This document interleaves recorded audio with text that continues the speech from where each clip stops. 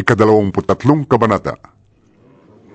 Tumingin si Pablo sa kanila at sinabi, Mga kapatid, namumuhay akong malinis ang budhi sa harap ng Diyos hanggang sa araw na ito.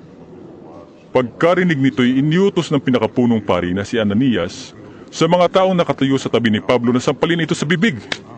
Sinabi ni Pablo, Hahampasin ka ng Diyos. Ikaw na mapagkunwari. Nakaluklok ka riyan upang hatulan ako ayon sa kautusan. Ngunit labag sa kautusan na ipasampal mo ko. sinabi ng mga nakatayo roon, Nilalapastangan mo ang pinakapunong pari ng Diyos! Sumagot si Pablo, Mga kapatid, hindi ko alam na siya pala ang pinakapunong pari. Sapagkat nasusulat nga, huwag kang magsalita ng masama laban sa pinuno ng iyong bayan. Nalaman ni Pablo na dooy may mga Saduceo at Pariseo, kaya't sinabi niya ng malakas sa Sanhedrin, Mga kapatid, ako'y pariseo at anak ng mga pariseo. At dahil sa pag-asa kong muling mabubuhay ang mga patay, kaya ako'y nililitis ngayon. Nang masabi ito ni Pablo, nagtalo-talo ang mga Pariseo at ang mga Saduceo, at nahati ang kapulungan. Sapagkat ang paniwala ng mga Saduceo ay hindi na muling mabubuhay ang mga patay at walang anghel o espiritu. Subalit ang mga Pariseo na may naniniwala sa lahat ng ito. At lumakas ang kanilang sigawan. Tumayo ang ilan sa mga tagapagturo ng kautusan na kapanig ng mga Pariseo at malakas na tumutol. Wala kaming makitang pagkakasala sa taong ito. Anong malay natin? Baka nga kinausap siya ng isang espiritu o isang anghel. Naging mainitan na ang kanilang pagtatalo at natakot ang pinuno ng mga sundalo na baka bugbugin nila si Pablo. Pinapanaog niya ang mga kawal, ipinakuha si Pablo at ipinapasok na muli sa himpilan.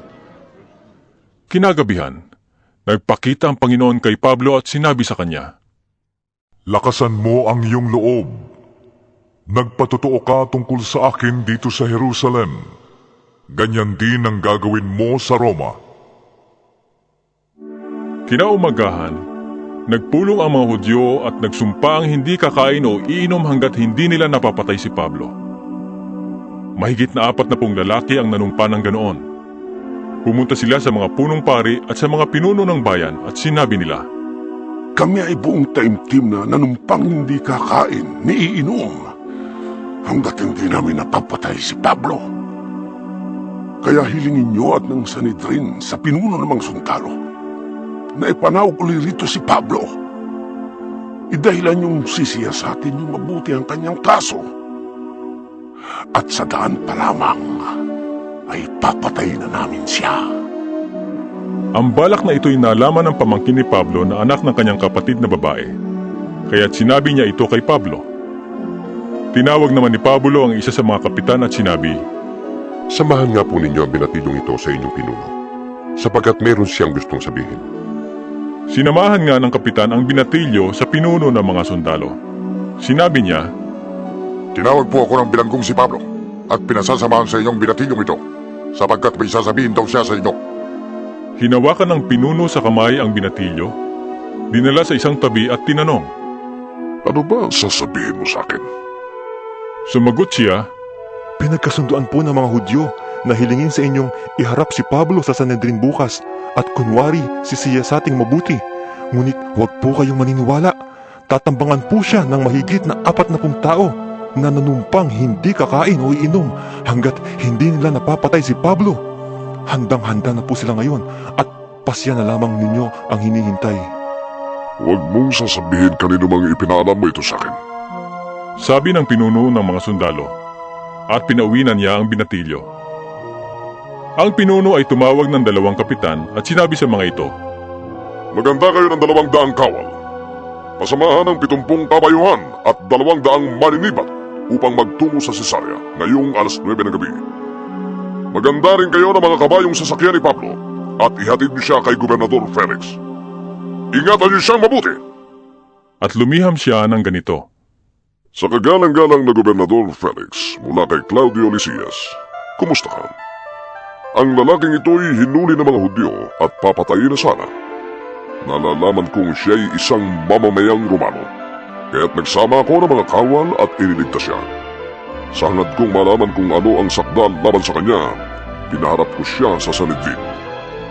Nalaman kong ang paratang sa kanya ay tungkol sa ilang usaping may kinalaman sa kanilang kautusan at hindi sapat na dahilan upang siya'y ipapatay o ipabilanggo. Nalaman ko rin siya'y pinagtatangkaang patayin ng mga Hudyo, kaya't agad ko siyang ipinadala sa inyo.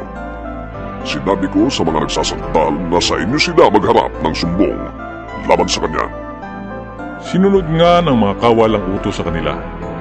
Kinagabihay kinuha nila si Pablo at dinala sa Antipatris. Kinabukasan, nagbalik na sa himpilan ang mga kawal.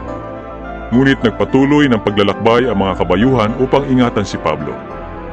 Pagdating sa Cesarea, iniharap nila si Pablo sa gobernador at ibinigay ang sulat na dala nila. Pagkabasa sa sulat, tinanong ng gobernador si Pablo kung taga saan siya. At nang malamang siya ay taga Cilicia, kanyang sinabi, Iringgin ko ang kaso mo pagdating ng mga nagsasakdal sa iyo. at pinabantayan niya si Pablo sa palasyo ni Herodes.